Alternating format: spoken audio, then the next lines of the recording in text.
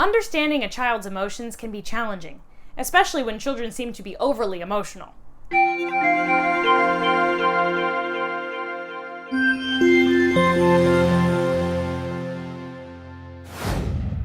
Hello, I'm Samantha from Learning Success. This video is part of a series to help you, the parent, understand your child's emotions, so you can better help your child manage and express these emotions in positive ways. In this series, you'll get help from a variety of experts in the area of childhood emotions. Learning Success is sponsoring this series because we want to help. In today's video, we have Kira Hayes. Kira is a licensed marriage and family therapist in the state of Ohio who specializes in working with individuals, intimate relationships, and families who identify as part of the gender, sexuality, and relationship structure diverse community. She leads several therapies and support groups, including a Parents of LGBTQ+ Youth Peer Support Group and a Gender and Sexual Minority Group Therapy. Kira currently owns her own private practice, Affirming Pathways Psychotherapy LLC, and is a resident at Ohio State University's Couple and Family Therapy Clinic. Let's see what Kira has to say about helping children manage emotions. Hi, I'm Kira. I want to talk to you a little bit about emotionally sensitive children, because it can really be a challenge to understand and respond to them, and definitely to keep patience with. When they become overly excited, angry, scared, or even seem quick to crying, that emotional expression really tells us that they feel every emotion very intensely. It can also mean that they're sensitive to other things like sensory experiences of louder noises and bright lights or even big crowds. One way to help is in accessing support professionally first, especially if you feel the level of emotional sensitivity is out of proportion compared to your child's peers. So speaking to your pediatrician can really be the best way to deduce any possible underlying causes or concerns you might have, and really be able to answer any questions. Another important option is finding support in working with a family therapist. A family therapist can really help both you and your child to better understanding behaviors, interactions, emotions, and ways to communicate and connect as a family. As a family therapist myself, I often work really closely with parents and their child to help find tools that work best in this process so that when the situation arises in future, it can seem a little less chaotic. So I wanted to share with you some things that really seem to work well that I use in therapy sessions, but that I also use at home with my own emotionally sensitive kid. First, challenge yourself when you feel the urge to change your child's emotion expression so that space is made to better understand their temperament and find the positives in it and their strengths. This mindset allows you to lower to their level and be more available in acknowledging their experience instead of bringing additional discouragement or added frustration and negativity to the situation that's probably already very stressful for you both. With the softened approach, your child can really feel more safe and therefore way more willing to hear your encouragement and ways in which they can express themselves in a more appropriate way, in a more effective way.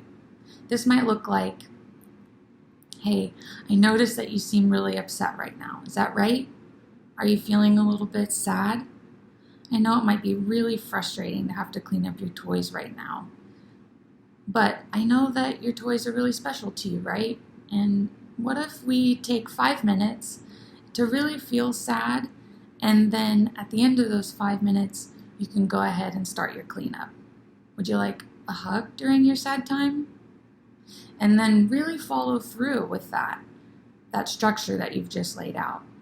And maybe give them a 1-minute warning before the end of the 5 minutes of sad time, and then let them know, okay, sad time is up, and so just like we agreed, now is the time to start cleaning up. And interacting like that, you've really acknowledged your child's emotion experience and made them feel seen, and often that's really a priority in those moments. Another idea is really helping your child understand the emotion they're feeling and access the language to be able to express them to you. Sometimes the intensity of emotion really feels like it's growing because the child is struggling to verbalize what they're experiencing, and feeling understood by you is super important. So also modeling identifying emotions with yourself or wherever you can in communication with your child can really help them get familiar with the words and learn how to express themselves more clearly to you. And also make sure you have clear expectations that are reasonable and obtainable for you to uphold, but also for your kid to be the most successful. Something I apply in my own home environment is a fun point system, actually based off the Harry Potter houses, where my children earn points towards privileges, but can also lose points, which can lead to consequences. As a family, we work together to very clearly lay out daily expectations with points earned when they're met, as well as clearly laid out rules with point losses if they're not followed, down to the number. This allows for a structure that can be relied on and help avoid confusion, and children really find comfort in that structure and that knowing of expectations, and it makes it fun.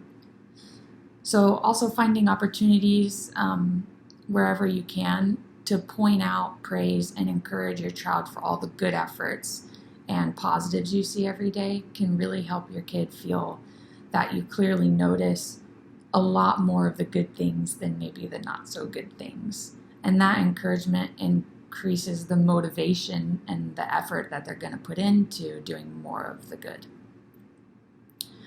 I also find it's helpful to use team language when problem solving with your child around the situation that causes the emotional outburst.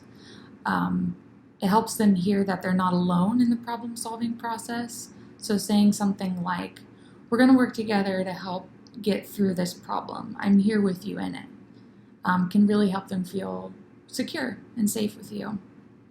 Finally, and probably most importantly, make sure both you and your child are given opportunities for quiet, calm downtime. That's a really good way to practice self-care and more accessibility to patience and calm when those high emotion moments happen later, especially for us. So, being a parent is tough, and we're allowed to need breaks and to feel overwhelmed or to feel like we need self-care and to walk away, take a breath, calm down. Our self-care is really important, and if we can't take care of our stress, it really takes away from us being fully present in those moments where we need to be the most present. So even if you feel like you need to take space during an overwhelming experience, that 5 minutes of sad time, you're allowed to have 5 minutes of sad time too. Just know that let your kid know that you're timing it and that you're going to come back and work together on the other side of it.